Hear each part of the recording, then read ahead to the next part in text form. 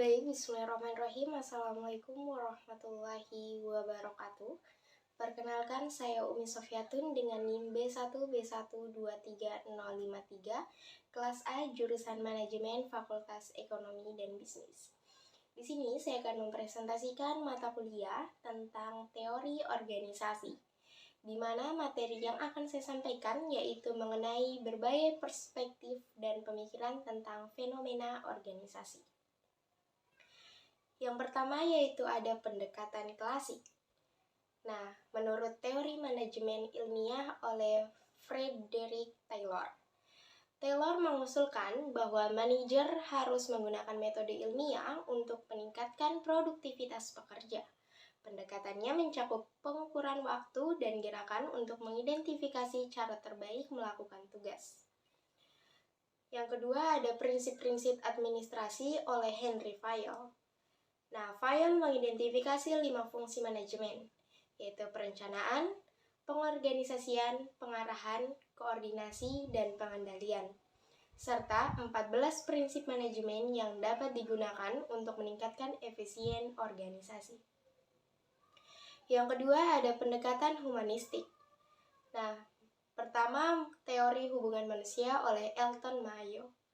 Mayo menekankan pentingnya hubungan antara manajer dan karyawan dalam meningkatkan produktivitas. Dia menemukan bahwa faktor-faktor sosial dan psikologis seperti perhatian dan pengakuan dapat melakukan dampak signifikan terhadap kinerja kerja. Yang kedua ada teori X dan Y oleh Douglas McGregor. McGregor mengajukan dua pendekatan manajemen yang berbeda. Teori X menganggap bahwa karyawan cenderung malas dan butuh pengawasan ketat. Sementara teori Y percaya bahwa karyawan intrinsiknya termotivasi dan mampu mengatur diri sendiri. Yang ketiga ada pendekatan sistem. Teori sistem oleh Ludwig von Bertalanffy. Teori sistem menekankan bahwa organisasi adalah sistem yang kompleks dan saling berhubung, di mana perubahan di satu bagian dapat mengaruhi keseluruhan sistem. Selanjutnya ada teori kontingensi oleh Fred Friedler dan John Woodward. Teori kontingensi menyatakan bahwa tidak ada pendekatan manajemen yang universal dan bahwa strategis yang efektif tergantung pada situasi yang spesifik. Keempat ada pendekatan kritis. Teori konflik oleh Karl Marx. Marx menekankan peran konflik kelas dalam dinamika organisasi, di mana kelompok yang berbeda bersaing untuk sumber daya dan kekuasaan. Selanjutnya, teori struktural oleh Max Weber. Weber mengajukan konsep struktur birokrasi yang efisien dan rasional sebagai cara untuk mengolah organisasi dengan lebih efektif.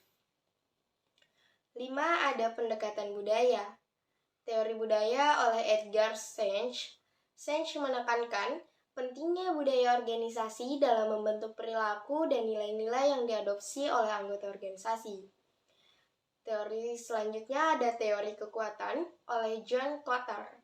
Kotter menyoroti pentingnya memahami dan mementingkan kekuatan budaya organisasi untuk pencapaian perubahan yang diinginkan. Yang keenam ada pendekatan feminis. Yang pertama, perspektif gender dalam organisasi. Pendekatan ini menyoroti ketidaksetaraan gender dalam organisasi dan upaya untuk menciptakan lingkungan kerja yang lebih inklusif dan setara. Yang kedua ada teori feminis dalam manajemen.